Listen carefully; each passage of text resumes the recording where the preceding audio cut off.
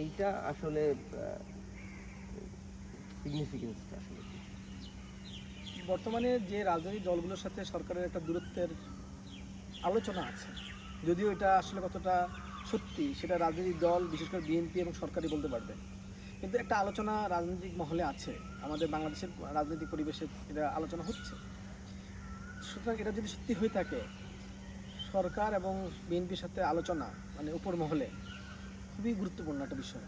এবং এর ফলে যেমন বিএনপি যেহেতু প্রধান রাজনৈতিক দল যারা গত 15 বছর ধরে সরকার বিরোধী কর্তৃত্ববাদ বিরোধী লড়াই ছিল, স্টেক ছিল, এবং বৈষম্যবিরোধী আন্দোলনও খুব প্রধান ইনভলভ শক্তি, সেই কারণে বিএনপির সাথে আলোচনা করলে সরকারের দৈনন্দিন কার্যাবলী শুধু নয়, যে সকল মৌলিক কাজ আছে সংস্কার, বিচার এবং নির্বাচন, এই সকল কাজে সরকারকে সফল হওয়ার ক্ষেত্রে বিএনপির সাথে তার আলোচনার প্রয়োজন। এবং এটা এক্ষেত্রে ভালো একটা উদ্যোগ হয়েছে এবং জাতির কাছে একটা ভালো বার্তাও যাবে যে সরকারের পক্ষ থেকে এবং বিএনপির পক্ষ থেকে উভয় জায়গা থেকে যে সরকার এবং বিএনপির মধ্যে দূরত্ব নাই। এই ঐক্যটা প্রকাশ করা জাতির জীবনেও খুব প্রয়োজন, বাংলাদেশের আঞ্চলিক রাজনীতির জন্য খুব প্রয়োজন। বাংলাদেশের একটা আঞ্চলিক রাজনীতি আছে এখন, সেই জায়গাতে বিএনপি এবং সরকারের যে দূরত্ব নাই এটা প্রকাশ করা জরুরি। গ্লোবাল নিয়েও আমি মনে করি মানে প্রফেসর ইউনূসের মধ্যে যে ইমেজ, সেই ইমেজে বিভেদ তৈরি হওয়ার কথা না। সো সেই জায়গা থেকে গত কয়েক মাস যাবৎ রাজনৈতিক মহলে যে আলোচনা হচ্ছে সরকার এবং রাজনৈতিক দল বিশেষ করে বিএনপির সাথে দূরত্বের কথা, বিভেদের কথা, অনেকের কথা, এটা গুছে যায় এবং একটা মানে সবার সামনে উঠে আসে যে সরকার এবং রাজনৈতিক দলগুলো বিশেষ করে বিএনপির সাথে মানে যে গ্যাপ তৈরি হয়েছে সেটা কমেছে। এটা রাজনীতি মানে আমাদের ঐক্য প্রকাশের জন্য জরুরি, রাজনৈতিক স্থিতিশীলতার জরুরি, এবং নির্বাচনকে সফল করার জন্য বা সংস্কারকে সফল করার জন্য জরুরি। আপনি সব সংস্কার কথা বলছেন, সেই জায়গা থেকে যে মৌলিক যে সংস্কারগুলো, সাংবিধানিক সংস্কারগুলো, পরে হচ্ছে যে বিচার বিভাগ থেকে নির্বাহী বিভাগ করণ, ইউসিসি গঠন, মানে এই একদম রাষ্ট্রপতি নির্বাচনের প্রক্রিয়া, সময়সীমা বা একজন ব্যক্তিগত দিন প্রধানমন্ত্রী থাকবে, মানে অর্থাৎ আমি যেটা বোঝাতে চাচ্ছি মৌলিক যে সংস্কার যে বিষয়, সেগুলো কিন্তু এখনও কোনো দল ঐক্যমত্য আসেনি।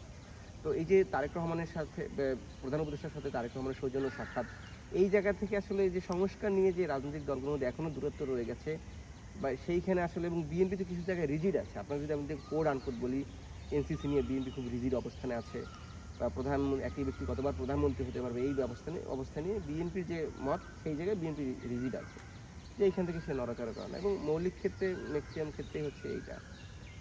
তো সেই জায়গা থেকে এই সংস্কার কি আসলে এইখানে এই আলোচনায় প্রধানমন্ত্রীর সাথে তারেক রহমানের সাথে বৈঠক, এই জায়গা থেকে আসলে বিএনপি তার জায়গার কিছু জায়গায় ছাড় দেয় অথবা কিছু জায়গায় সরকারকে বোঝানোর চেষ্টা করে, সেই জায়গায় একটা সমঝোতায় আর কি আসবে বলে আপনার মনে হয়? একটা বৈঠকে তো সব সমঝোতা হয়ে যাবে না, কিন্তু বিষয়টা হলো উচ্চ পর্যায়ে এই ধরনের বৈঠক মানে সত্যিকার অর্থে একটা ভালো বার্তা। তো এখন বিএনপির রাজনৈতিক দর্শন, আদর্শ এবং সরকারের চিন্তা চেতনা একরকম নাও হতে পারে, এবং অন্যান্য রাজনৈতিক দলগুলোর সাথেও সরকার মানে বিএনপির মিলার কথা না, কারণ প্রত্যেকটা রাজনৈতিক দলের চিন্তা চেতনা, সিদ্ধান্ত, আদর্শ আলাদা আলাদা, এবং এই আদর্শটাকে লালন করার জন্যই কিন্তু সে রাজনীতিটা করে। জামাতের সাথেও বিএনপির মিলবে না, বিএনপির সাথে বামদের মিলবে না, বামদের সাথে জামাতের মিলবে না, এরকমটাই থাকার কথা। তাদের নিজস্ব এজেন্ডা থাকবে, কিন্তু এজেন্ডা থাকা সত্ত্বেও রাষ্ট্র গঠনের জন্য যে প্রয়োজনীয় গণতান্ত্রিক উপাদান, সেই উপাদানগুলোতে তো সবাই একমত হতেই পারে। তো এই মানে ন্যূনতম মতৈক্যের ব্যাপারে বিএনপির কিন্তু আগেও একটা স্ট্যান্ড ছিল, এখনও এই স্ট্যান্ডটাতে আছে। তো সে সকল সংস্কারগুলো এবং কিছু কিছু সংস্কারে যদি বিএনপি আর একটু ছাড় দেয়, সেক্ষেত্রে তো সরকারও যদি ছাড় দেয়, অন্যান্য রাজনৈতিক দলগুলো যদি ছাড় দেয়, সবাই মিলে আমরা তো একটা কমন ডিনোমিনেটরে আসতে পারি এবং একটা ন্যূনতম লেভেলে ঐক্যমত্য সেটা ইমপ্লিমেন্ট করা শুরু করি না।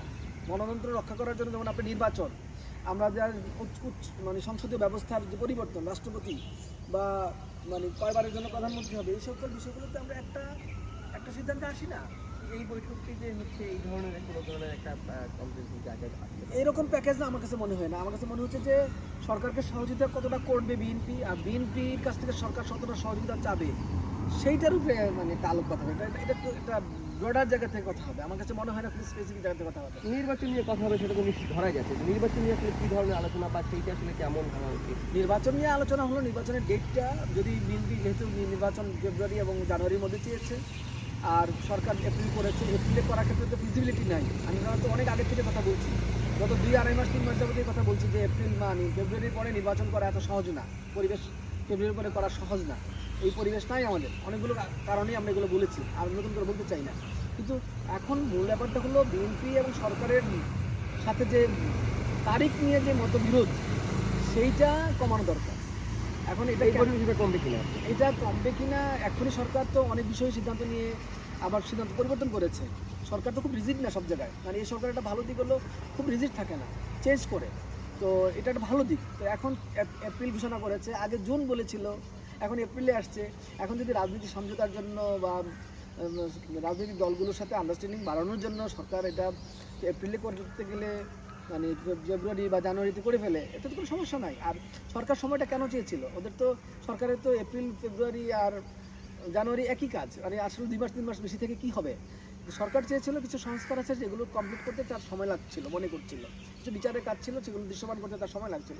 এখন বিএনপি যদি সেই সংস্কারগুলোর ব্যাপারে বা সরকার যদি সেই সংস্কারগুলোর ব্যাপারে একটু পিছিয়ে আসে, সামনে এগিয়ে আসে, বিএনপি যদি একটু সামনে এগিয়ে আসে এবং তারা যদি কিছু কম্প্রোমাইজ করে, তাহলে তো এটা আর 2 মাস সময় বাড়ানো দরকার নাই, জানুয়ারিতে হওয়া সম্ভব।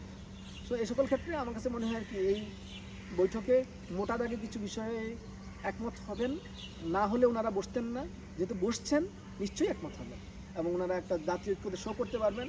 এই জাতীয় ঐক্য আঞ্চলিক এবং জাতীয় রাজনীতির জন্য খুবই ইম্পর্টেন্ট একটা ব্যাপার, সরকারকে শক্তিশালী করবে, বিএনপিকেও সামনে এগিয়ে নিয়ে যাবে এই বৈঠক। Thank you.